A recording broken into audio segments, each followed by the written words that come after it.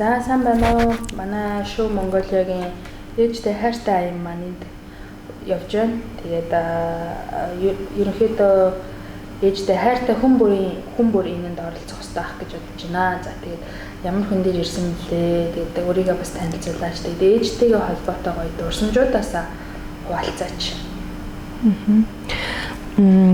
Намайг зорж ирсэнд баярлалаа. Тэгээд аянд нэгж байгаадаа баяртай байна. Намайг Сарантуя гэдэг би сэтгүүлч мэрэгчлээ. Дурсамжийн талаар асуухаар яг жоохон тулгамжийн гэхдээ санаанд байгаа нь гэх юм бол хамгийн сүүлд ээжүүдээр нэг өдөр төрсөн. Тийм. Тэгээд сүүлд бодож байгаад ээжтэйг нэг өдөр гоё дурсамж үлдээ гэж бодоод энэ удаагийнхаа төрсөн өдрийг ямар ч одоо шин даашинзгүйгээр ямар нэгэн одоо найз нарын партигүйгээр зүгээр ээжтэйг нэг өдөр хамтдаа баярлаж өнгөрөө гэж шийдээд ээжтэй санал тавьсан. Та надад нэг өдөр гоё хойлоо хамтдаа хаг авъя гэсэн чи ээж манай амир хүрхэн баярлаад туртаа хүлээж авсан. Тэгээ бид хоёр нэг өдөржингөө хамт байсан. Ерөнхийдөө ээж та юу юмэр гэсэн боулинг тоглож үзмээр байна гэл.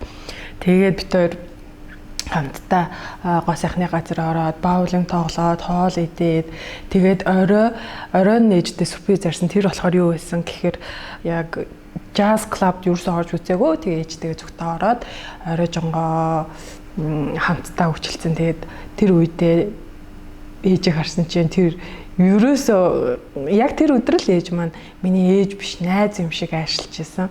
Тэгээд тэр үнэхээр өхөөрд мөрхөөрхөн тэгээд хайр өрмөрсөн. Нэг талаар бас бид нар ээж найз нөхөд гээд өөрийгөө ажил гээд ингээ явдаг ч гэсэн залуучууд бид нар ээж аавдаа нэг өдөр ч гэсэн найз шиг байж үзсэн билүү гэж бас би асуумаар санагдаж байна. Тэд нар маань хариуцлага хүлээдэг. Тэд нар маань дандаа бидрийг бодож идэг.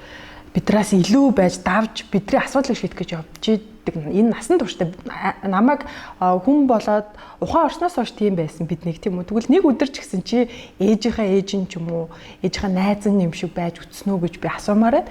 Тэгээ тэр өдөр би яг ээжийнхээ найз юм шиг байгаад ээжигээ тэгж их жоохон хөвчиг баярлуулж тогтлуулад тий. Тэгээд жоохон нулимс туслаад тэгээл ингээл онгороол хөөрөөл магадгүй тэнэг үйлдэлтэй тэрнийх надад хөөрмөр гаргаж байгааг харахтаа би маш их аз жаргалтай байсан. Та нарыг ч гэсэн энийг мэдрээсэй гэж хүсэж байна. Юу нэг сургаал гэж үүдэх шүү дээ. Танай ээж юу яг ямар зүйлийг өөртөө ингэж өглөөлөхийг хүсдэг вэ? Ямар зүйлийг сургаж өнөөдрийг хүртэл хүмүүжүүлж ирсэн бэ? Юу хамгийн чухал гэж танай ээж хэлдэг байсан бэ? Хэлдэг вэ юу? За айхтар нарийн дип юм бол орж ирэхгүй байна. Гэхдээ зүгээр ингэ бодохоор магадгүй яг ээж маань бол нэг тийм өглөөд яншаад идэг төрлийн хүн биш л те. Ерөнхийдөө жоохон намайг бол биеинд алгаж өсгсөн. Тэг чи юу хүсэж байна? Өөрийнх нь нөгөө амьдарч исэн, залуудаа амьдарч исэн нэг юм тийм чөлөөтөө өөрийнхөө сонголтоор ч юм уу нээлттэй байгааг учраас тэр алдагдсахын тулд намайг их чөлөөтэй байлгах юм байна гэж би боддог. Тэг чи юу юмэр байна? Чи хин тэ ямар хүнтэй найз төхөрлөмөр байна? Чи ямар ажил хиймээр байна? Чи хинтээ сумаар чи өөрөө л мэдгэдэг байсан. Бага байхаж гэсэн ер нь тийм. Хүүхдийн баяраар ч гэсэн мөнгө өгөөд чи өөрөө туртаа юм авч идэ туртаа юм хийгээрэй гэд ингээд явдаг байсан. Нэг талаар намайг тэрэнд баярлна гэдгийг маш сайн мэддэг байсан л та. Тэгэхээр нэг талаараа би өөрөө жоохон дураараа нөгөө талаар ээж маань бие манд даалгасан. Зүгээр өглөж яаштахгүй ч гэсэн би ээжээсээ сурсан ганц нэг зүйл байдгийг. Ер нь хүн намайг ингээд ажлын анкетантэй ч юм уу магадгүй хүн танилцаа чиний даваа тал юу вэ гэж хэлэх юм бол би тоож хэлэхээр ганц хоёр л юм байдгийг. Тэр нь юу гэхээр миний ээж бол хизээж хүнтэй дугаарлж ч юм уу ялгаж харцдаггүй. Ямар ч хүнтэй яг ижилхэн харьцсан, яг өөрөөрөө харьцсан, чин сэтгэлээсээ харьцсан, ямар нэгэн баг зүүдгүй. Тэгэд ямар нэгэн зоригтойгоор хүнтэй найзалж нөхөрлж татнасч харилцаа үүсгэдэггүй. Би бол тэрнгүүр нээжээрээ бахархдаг. Тэр занг нь бас авч өөрөөрөө бас байж нэг зангаараа байж чадсан юм байна гэж би бол өөрөө аим бахархдаг. Өөрөө жоохон амар магтаж байж. Зөв тэр ер нь бол ээж сургаж их өгөлдөггүй. Зүгээр яг тий биеэрээ үлгэрлж үлдээсэн юм бол тэр өөр чи ингээд тэгэрэй гэсэн юм бол тэгэл жоохон магтсан дээр л шүү дээ. Яа өчигч санджил шийдэх тийм үү? Хамгийн сүүлд ээжтэй за хайртай гэж хэлсэн бэ. Ер нь Энэ үгийг байнга хэлдэг өө эсвэл ховорхон хэлдэг үү? Байнга хэлдэг шүү дээ. Гүг. Байнга хэлдэггүй. Гэхдээ ямар үед хэлдэг вэ гэхээр уурлуулж гомдоосныхаа дараа л хэлт юм бэ яг уучлаарай. Үнэнгээ хэлэхэд сүүл саяхан нэг хэлсэн. Ээж нэг жоохон гуниглах, ээжийнхээ ер нь гуниглаж байгаа ч юм уу уйлж байгааг харах амар хэцүү байдаг шүү дээ. Ер нь тэрний дуртай хүн хинч байхгүй. Жоохон хэцүү үед нь бол би хэлчих дуртай. Тэ хэлдэг. Хамгийн сүүлд хэзээ хэлсэн юм бэ? Хамгийн сүүлд сая төрс өдрөөр нь хэлсэн. Тэрний дараа бас хэлсэн нэг ээж жоохон гомдоочод тэгээд уучлаарай охид найртай шүү үнссэн юм байна. Би ер нь гэхдээ хэлдэг.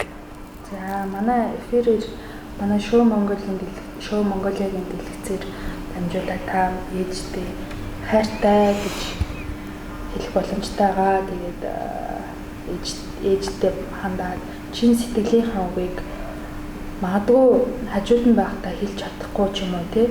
Эсвэл хизээж дотроо зүгээр сэтгэлдээ тээдэг хэрнээ юу гэдэг яг тухайн үедээ ингээд хэлчих боломгүй болдгоо ч юм уу тийм үгэл дотор байдаг шүү дээ.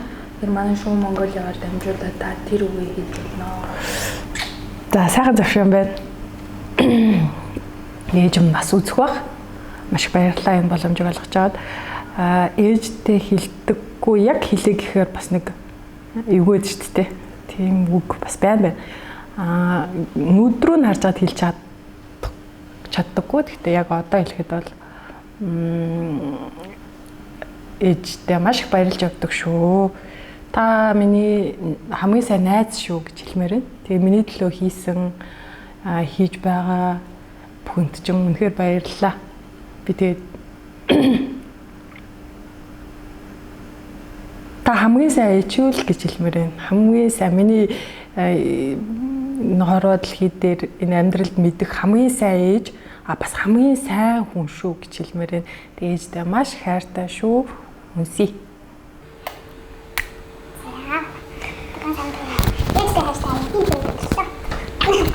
Абсолютно болтой биш үү?